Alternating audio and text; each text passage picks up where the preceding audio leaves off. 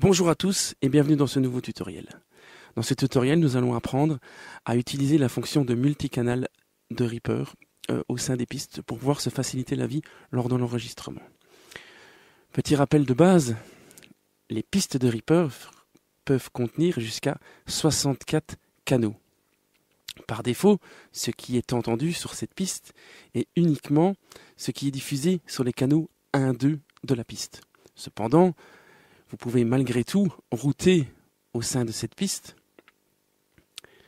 des autres signaux audio qui seront donc diffusés sur d'autres canaux et qui pourront être utilisés pour moduler des paramètres ou réaliser des sidechains.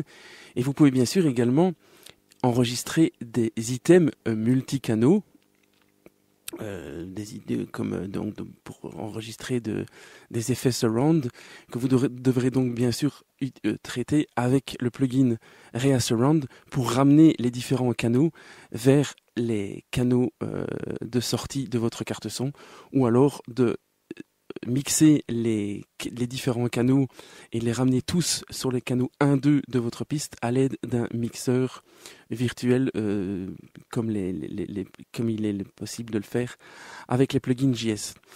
Nous n'allons pas entrer aussi loin dans les détails, nous allons juste dériver un petit peu cette possibilité de track channels, comme je vous l'ai dit, donc juste pour se simplifier la vie lors d'enregistrement. Et dans notre exemple, ce serait un enregistrement de guitare avec simulation d'ampli.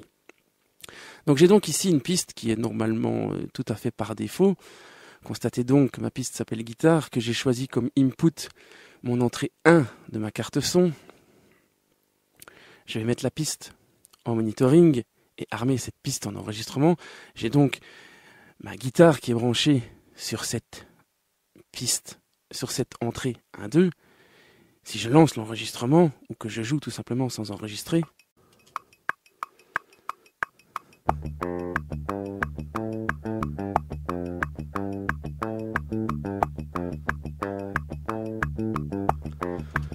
constatez donc que j'ai le son brut de ma guitare sans aucun effet de simulation d'ampli. Alors la façon générale de faire dans les autres DAW ou même dans Reaper, si vous ne connaissez pas cette technique, quelle est-elle? Eh bien on prend une simulation d'ampli, on la met sur la chaîne d'effets de Reaper, donc on choisit par exemple un preset comme celui-ci, et lorsqu'on joue,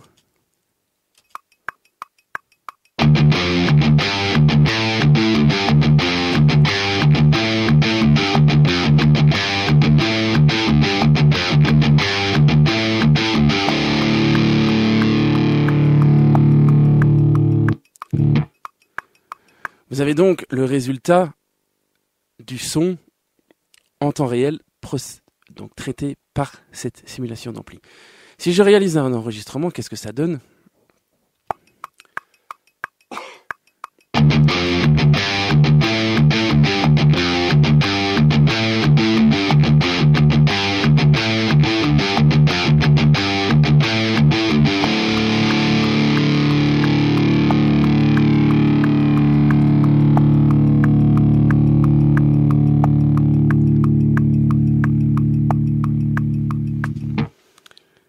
Ça donne quelque chose comme ceci, et donc si je réécoute ma piste,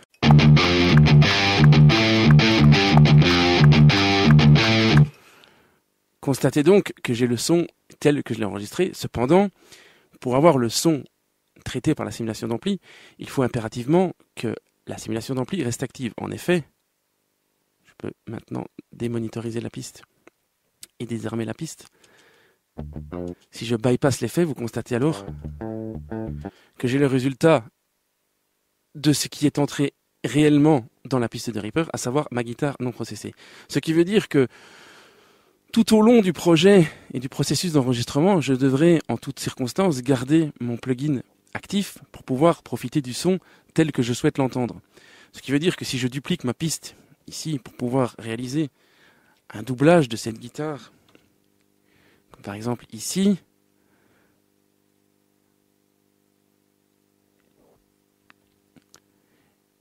on va dire que je veux doubler ma guitare 1 sur une deuxième piste de guitare. Je vais non seulement avoir la nécessité d'avoir ce guitar rig ici qui est activé, ensuite celui-ci, et je peux donc à nouveau enregistrer ma piste.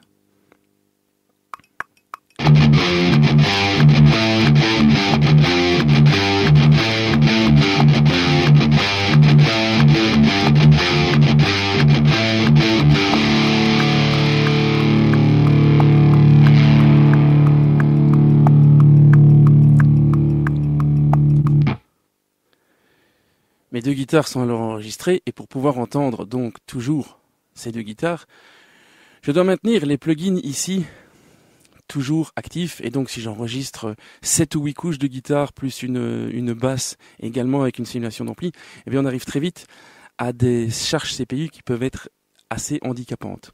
C'est pourquoi nous allons utiliser une autre technique que celle-ci qui a l'avantage, notamment cette technique, de pouvoir changer à tout moment le son de notre simulation d'ampli, vu que ce qui est réellement enregistré, c'est donc le son de la DI.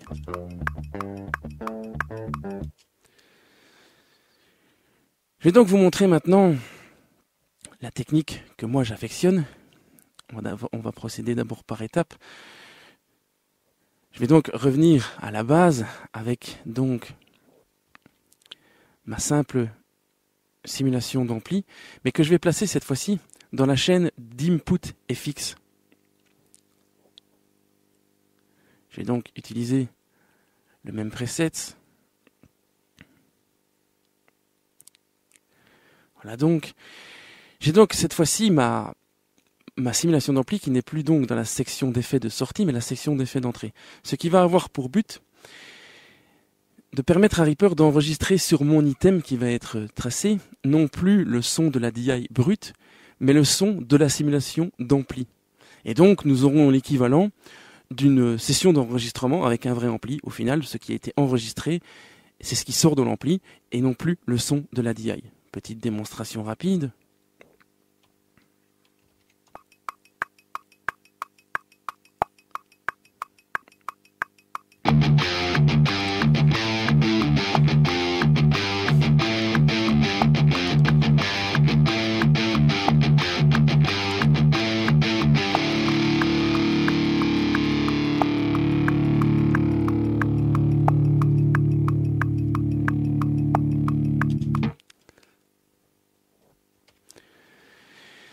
Comme vous le constatez donc, maintenant, même si je désarme ma piste, ce qui est enregistré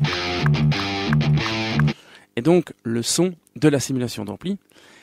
Et cette simulation d'ampli est donc toujours stockée dans l'input FX chain. Je peux bypasser cette simulation.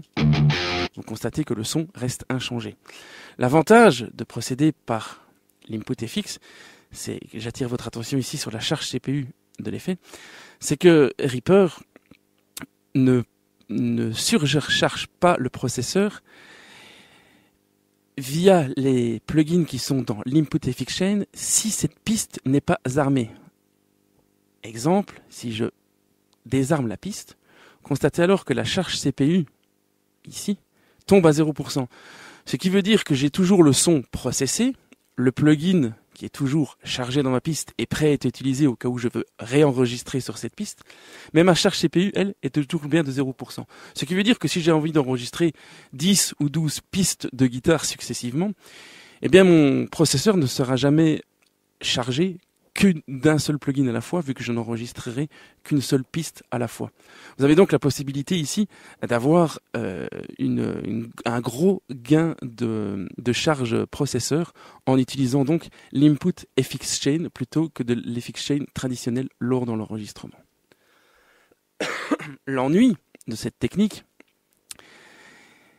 c'est que je ne peux maintenant plus disposer de mon son de DI, et si j'avais envie de changer le son de ma simulation d'ampli lors de l'étape du mixage, eh bien je suis bloqué avec le son de ma prise de son et le son de la simulation que j'ai choisi pour la prise de son, et je ne peux pas revenir en arrière. Alors, je ne sais pas, pour les guitaristes d'entre vous qui ont peut-être déjà procédé à de vrais enregistrements en studio, une technique qui est fort employée est de splitter le signal à l'enregistrement pour pouvoir avoir la guitare enregistrée sur deux pistes. En effet, la guitare rentre d'abord dans une DI box la sortie de cette DI box va d'une part dans l'ampli, on enregistre donc la sortie de l'ampli via un micro, et l'autre sortie de cette DI box part dans une autre entrée de la carte son ou de la console d'enregistrement, et sur une autre piste en parallèle, on enregistre le son uniquement de la guitare. Ce qui permet d'avoir alors deux pistes, une processée par l'ampli et l'autre totalement vierge, au cas où nous aurions besoin, durant le mix, de réamper cette DI pour pouvoir changer le son de notre prise de son qui ne nous plaisait plus. L'inconvénient de cette technique, c'est qu'on duplique grandement le nombre de pistes.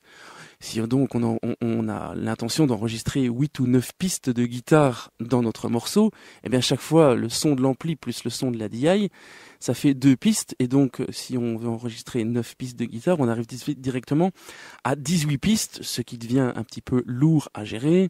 Et en plus, si on veut procéder à des éditions, eh bien, il faut chaque fois s'assurer que la piste de DI soit groupée avec la piste ampli et réaliser les mêmes éditions sur les 2 pistes en groupant les items. Bref, c'est pas vraiment compliqué à faire, mais ça demande un petit surplus d'énergie qui, grâce à la technique que je vais vous montrer, peut être évité. Alors cette technique, quelle est-elle ? Je vais pour l'instant retirer l'effet de l'input-FX. Je vais revenir à mon étape de base. Et je vais donc maintenant vous montrer comment profiter de cette technique. La première chose, c'est de mettre 4 canaux à ma piste sur laquelle je veux enregistrer.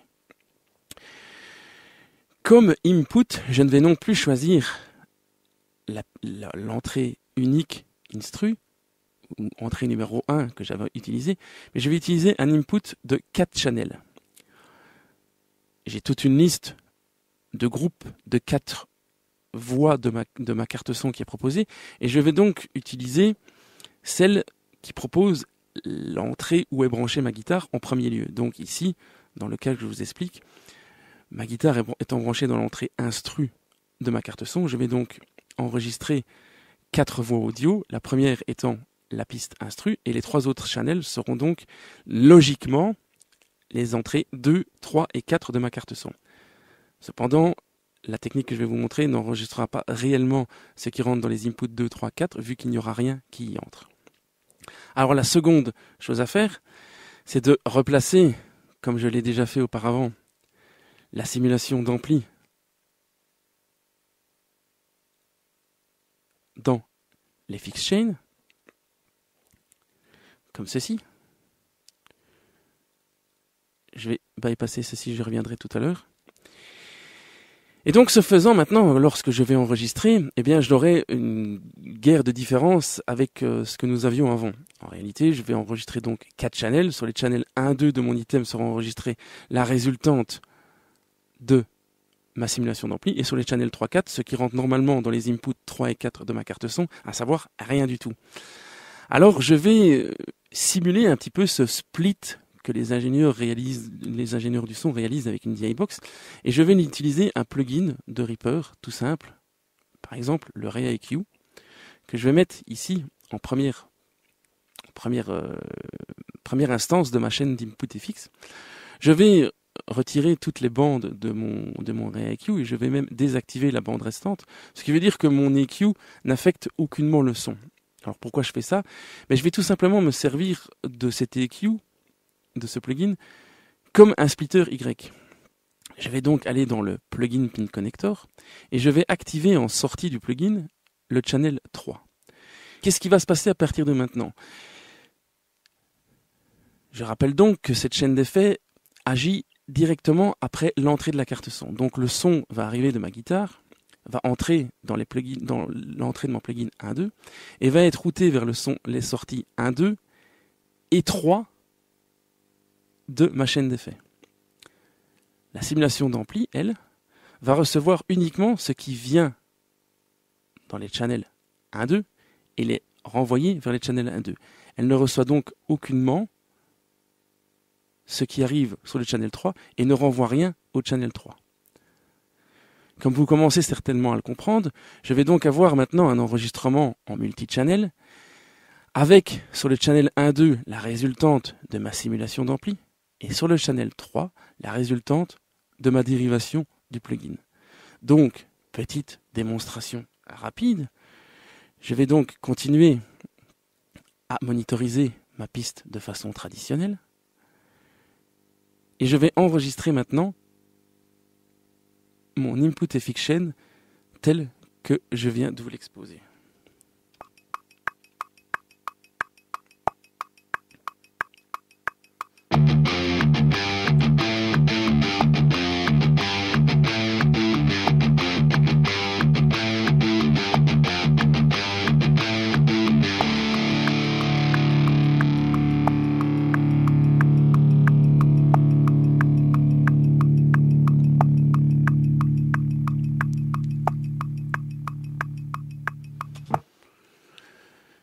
Nous voilà donc maintenant avec un item qui est plus gros qu'à l'accoutumée, que je vais me permettre un petit peu d'élargir, sur lequel on visualise très bien ce qui se passe. Sur les channels 1 et 2, j'ai donc la résultante de ma simulation d'ampli, et sur le channel 3, la résultante, donc le son uniquement de ma DI, et sur le channel 4, absolument rien du tout. Donc si je réécoute cette piste, vous constatez que je n'entends toujours que le son de l'ampli processé, vu que, par défaut, Reaper ne me fait entendre que ce qui circule sur les channels 1 et 2 de ma piste. Donc le son de la DI qui est stocké sur la voie 3, je ne l'entends pas. Cependant, elle est présente dans mon item, et comme vous pouvez d'ailleurs le constater, si j'avais besoin d'éditer cet item de guitare, si j'avais fait des fautes de jeu et que je voudrais retarder certaines notes, constatez d'ailleurs que la DI, la présence de la DI dans l'item me permet d'avoir plus de précision au niveau coupure. Si je veux couper précisément à cette note, eh bien ici dans le son processé, c'est difficile à visualiser exactement quand la note a été jouée, alors que ici avec la DI, c'est très simple. Et je peux bien sûr maintenant choisir de plusieurs façons différentes ce qui va être diffusé. Alors la façon la plus simple et la plus logique serait de créer une nouvelle piste qui s'appellerait Guitar DI. Et donc ici sur ma piste, j'entends donc le son de mon ampli processé. Imaginons que je veuille essayer de réamper ma guitare, donc ma DI avec un autre ampli.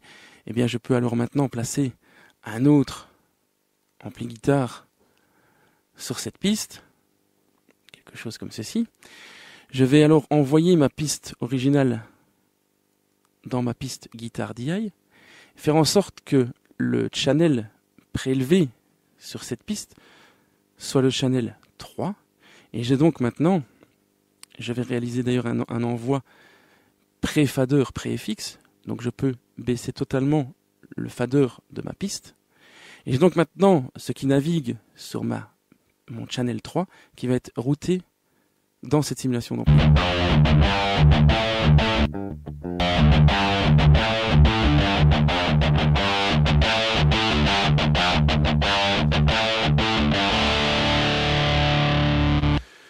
J'ai donc une piste, ma piste de guitare originale avec le son processé, et maintenant je peux profiter de la piste Guitar DI de façon similaire comme si j'avais enregistré donc sur deux pistes séparées. Cette technique est relativement pratique, comme vous le constaterez, mais il y a encore plus pratique dans Reaper. Je vais donc vous expliquer maintenant la dernière partie de ce tutoriel. Nous avons donc ici, sur le channel 1 et 2, le son processé, sur le channel 3, la DI, et sur le channel 4, rien du tout. Je vais maintenant attirer votre attention sur la liste des actions. Et dans cette liste des actions, nous allons taper le mot channel. Vous allez alors constater que Reaper va vous afficher tout un tas d'actions relatives aux canaux des items. Item properties, set channel mode, to, mono channel 3, mono channel 4, mono down mix, mono left qui correspond à channel 1, mono right, channel 2, normal, stéréo channel 1 et 2, stéréo channel, etc. Je vais donc ici, juste pour les biens de ce tutoriel, réaliser quelques raccourcis clavier très simples qui me permettront de naviguer très vite dans mon item. Donc je vais donc ici mettre un raccourci clavier à set take channel mode to mono channel 3, à savoir la DI. Je vais utiliser le bouton 3 de mon raccourci clavier, de mon clavier.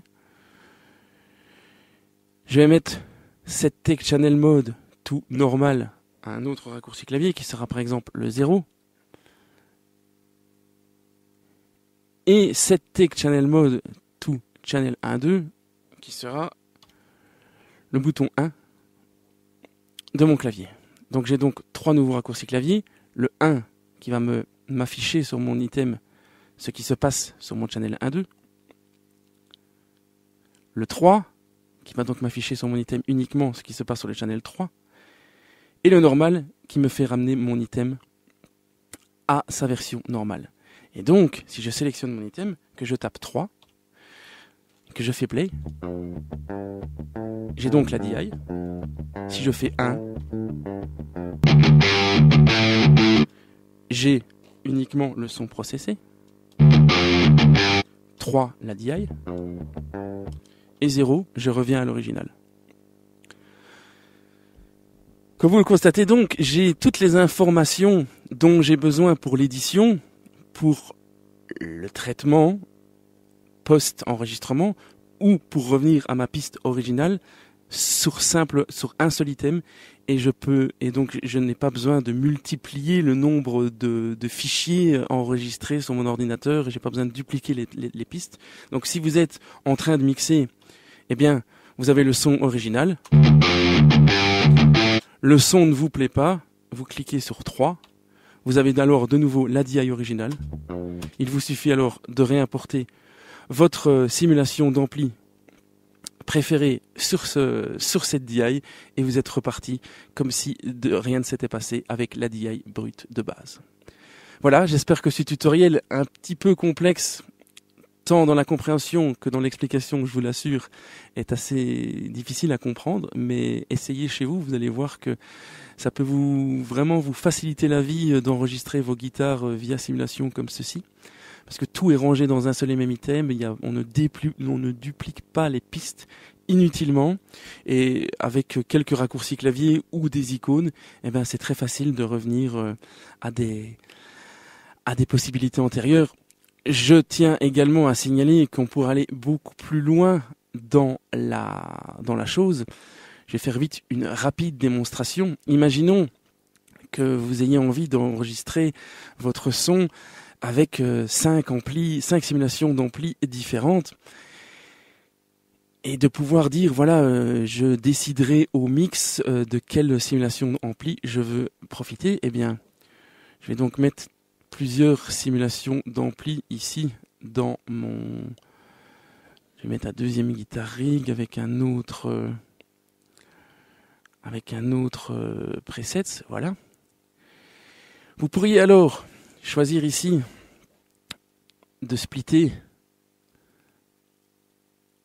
sous plusieurs channels, par exemple ici 8. Mon premier guitar rig serait donc ce qui se passe sur le channel 1-2, mon California Sun sur le channel 3-4, donc il prend ce qui arrive sur le channel 3, 4 et le renvoie sur le channel 3-4. Mon deuxième guitar rig, lui, profiterait de ce qui est sur le channel 5 et 6 et renverrait au channel 5 et 6.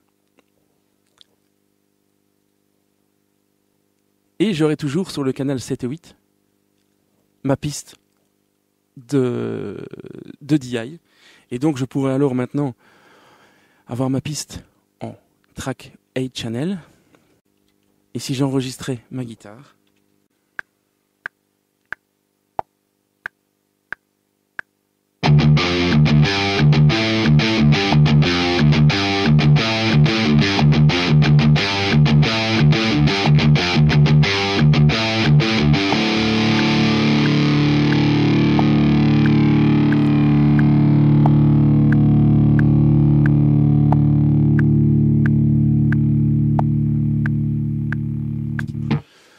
voilà qui est fait. Et donc, comme vous le constatez, j'ai donc sur mon canal 1 et 2 ce que nous entendions durant l'enregistrement,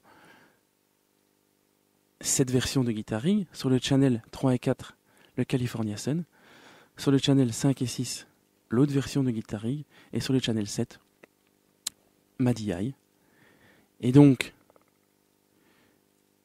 via les actions channel, je pourrais donc affecter un raccourci clavier. Donc ici, le channel que j'ai affecté disparaîtrait.